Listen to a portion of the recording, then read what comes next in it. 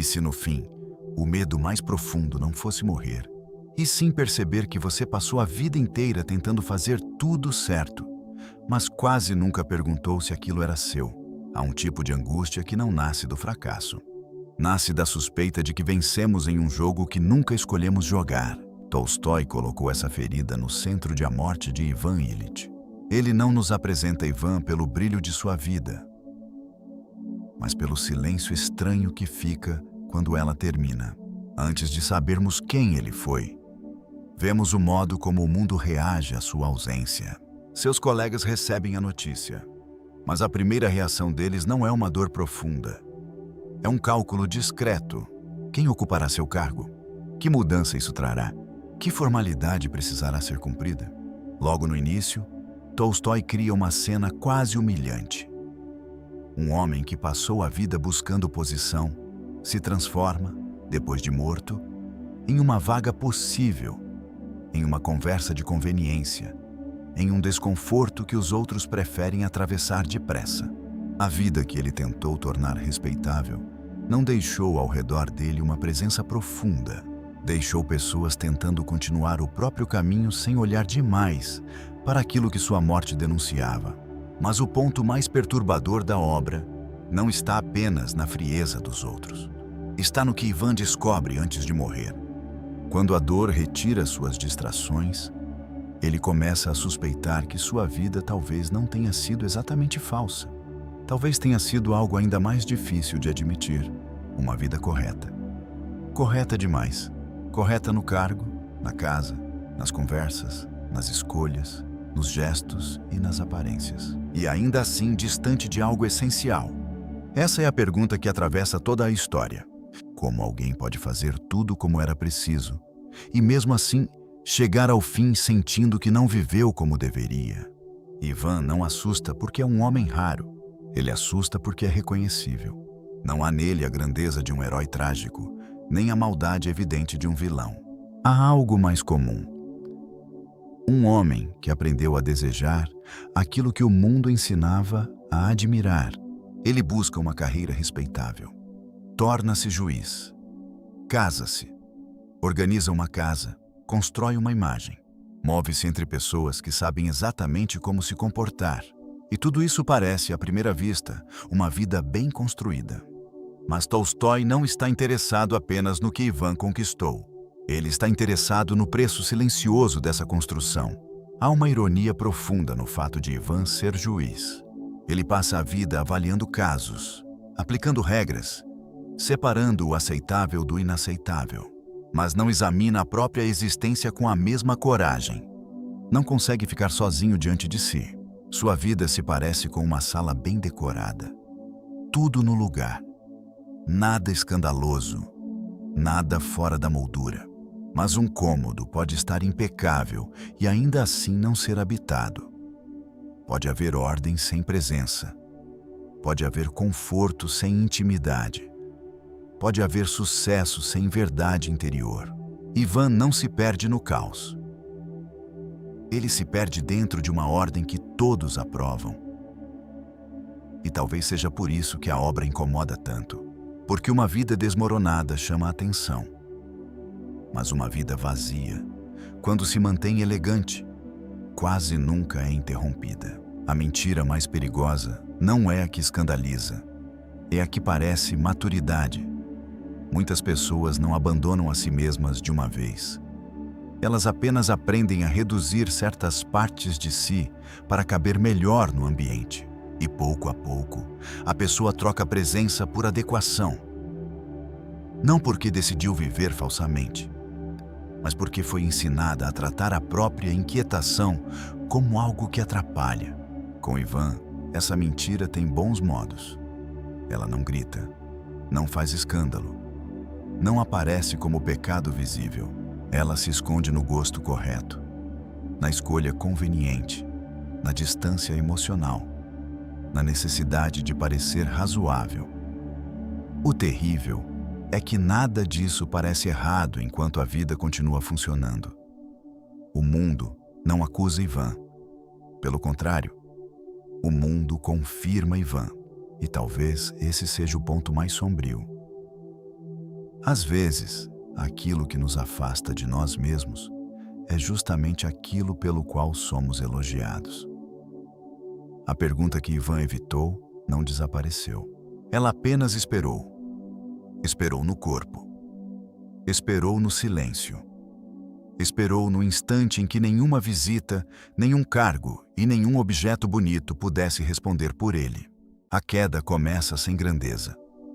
Um acidente doméstico. Uma dor. Um incômodo que, no início, parece pequeno demais para carregar qualquer significado. Mas Tolstói entende que nem sempre a verdade chega como catástrofe. Às vezes, ela começa como uma rachadura. Enquanto o corpo obedece, a pessoa continua acreditando que comanda a própria vida. Projeta um futuro onde, um dia, tudo será finalmente vivido com mais calma. Mas quando o corpo falha, a ilusão de controle começa a perder autoridade. O cargo fica pequeno, a casa perde calor, a reputação se torna inútil. Os objetos ao redor parecem testemunhas mudas de uma vida que já não consegue se defender. Ivan procura médicos, escuta explicações, acompanha expressões sérias, tenta transformar o medo em diagnóstico. Mas existe uma pergunta que nenhum médico pode responder. Não apenas: o que há de errado no meu corpo? Mas o que havia de errado na vida que eu chamava de minha? A doença, na obra, não serve apenas para aproximar Ivan da morte. Ela serve para aproximá-lo da consciência. E quando alguém passou anos fugindo de si, a consciência não chega como alívio. Chega como uma acusação silenciosa. Uma das singularidades da história é que Ivan não sofre apenas por estar morrendo. Ele sofre porque quase ninguém consegue estar com ele onde ele realmente está. Há pessoas no quarto, familiares, médicos, visitantes, conhecidos, mas a maioria permanece presa a um teatro de normalidade. Falam como se a morte fosse um detalhe desconfortável. Cumprem gestos adequados. Tentam manter a situação dentro dos limites da boa educação. Só que Ivan já não consegue participar da encenação. A dor o expulsou da superfície. Aquilo que antes parecia importante agora parece ridículo. Aquilo que antes organizava sua vida agora não toca o lugar onde ele está caindo. Existe uma solidão própria de quem começa a enxergar. Não é falta de companhia, é falta de encontro. As pessoas entram no quarto, mas não o fazem de verdade. Olham para Ivan, mas desviam daquilo que ele representa. Porque ao vê-lo morrendo, lembra a eles o que gastam tanta energia tentando esquecer. O corpo falha. A rotina acaba. A posição social não atravessa a última porta. É nesse ponto que Gerasim entra na história. Ele não pertence ao mesmo mundo de Ivan. Não é um juiz, não é um colega influente, não é alguém preocupado com cargos, visitas ou aparências. É um simples ajudante, quase invisível para a lógica social, que Ivan passou a vida tentando agradar, mas justamente por isso sua presença se torna tão forte. Enquanto os outros tratam a doença como um incômodo a ser administrado, Gerasim aceita a realidade sem disfarce. Ele não tenta embelezar a dor. Não transforma a morte em formalidade. Não se afasta do corpo frágil como se a decadência fosse uma ofensa. Ele simplesmente permanece. E essa simplicidade é quase espiritual. Num mundo onde todos representam algum papel, Gerasim parece ser um dos poucos que não está atuando. Ele não tem o refinamento dos outros, mas tem uma verdade que os outros perderam. Talvez por isso Ivan encontre nele um alívio que não encontra nos salões, nos médicos, nem na própria família. Às vezes, o cuidado mais profundo não vem de quem sabe o que dizer, vem de quem não tem medo de estar presente. Hoje, esse paradoxo de uma vida apenas de aparências já não precisa dos salões de Ivan. Ela cabe em uma rotina comum. Cabe em alguém que atravessa o dia, cumprindo funções, e chega à noite com a sensação estranha de ter estado presente em tudo, menos em si mesmo. O mundo moderno não nos obriga a mentir de forma grosseira. Ele faz algo mais sutil. Nos mantém ocupados o bastante para que certas perguntas pareçam inoportunas. Muitas vezes, as pessoas estão constantemente envoltos em uma rotina cada vez mais repetitiva. E como estão acostumadas com essa rotina constante, elas chamam isso de vida. Mas há um tipo de cansaço que não vem apenas do excesso de tarefas. Vem da distância entre aquilo que fazemos todos os dias e aquilo que, em silêncio, sabemos que estamos evitando. Esse é o parentesco secreto entre Ivan e o homem moderno. Não vivemos a mesma sociedade, mas conhecemos a mesma fuga.